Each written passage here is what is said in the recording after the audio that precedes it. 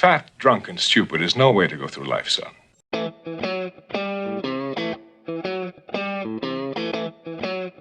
a brew. Don't cost nothing. I tracked him down there and went in and had a beer with him and said, no, this is crazy. This is a big opportunity for you. You've got to go back there and apologize.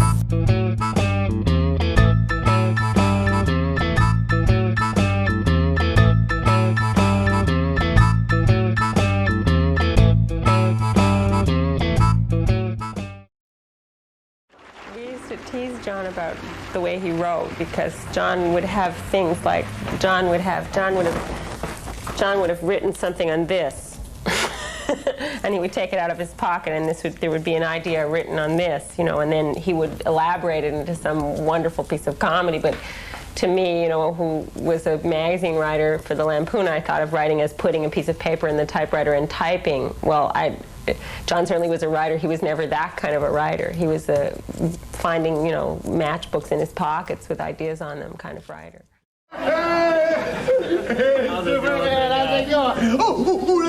go. Early on in the show, Lorne fired John, and I'm not sure why, but there was always from the start there'd been quite a bit of friction between John and Lorne, and probably John and any authority figure, and John had made a lot of disparaging remarks about TV and TV actors, and all you had to do was hit your mark and all of this kind of thing, and had kind of this rebel pose.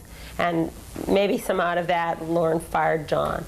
And I don't think either of them really meant it. And John stormed off in a huff and went across the street and disappeared into the Pig and Whistle on 48th Street. And I tracked him down there and went in and had a beer with him and said, no, this is crazy. This is a big opportunity for you.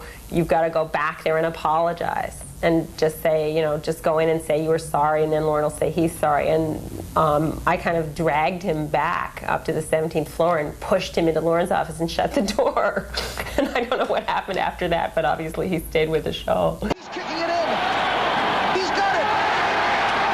A spectacular time. A new world's record. Unbelievable. What a day for John Belushi. I logged a lot of miles training for that day, and I downed a lot of donuts. Little chocolate donuts. He had to go down in the basement of the locker room of this sports arena and do the donut eating product shot. And so he had to keep doing it over and over. And I remember that he was in the most terrible mood. And every time the camera stopped rolling, he would be absolutely obnoxious and horrible. And as soon as the camera came on and he had to eat the donuts, he would be smiling and cheerfully eating donut after donut and making it look like he enjoyed them. Little chocolate donuts. The donuts of champions. I had a complex relationship with Belushi because initially, of course, I did feel very protective of him and thought of him as this sort of sweet kind of pussycat guy that would come over to our house and hang out and not really have much to say and kind of get up and tell stories and do impressions of people, which was kind of his conversation more than regular conversation. But then Belushi got kind of adversarial about the women on the show, and I think partly because of the fact that he resented the fact that I was working with his wife and she was spending a lot of time on our project and kind of taking her focus away from him.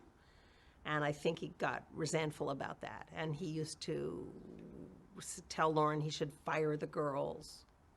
And he used to refuse to be in pieces that we wrote and things like that. So it became a lot more difficult and complicated. But, I think he was really a genius.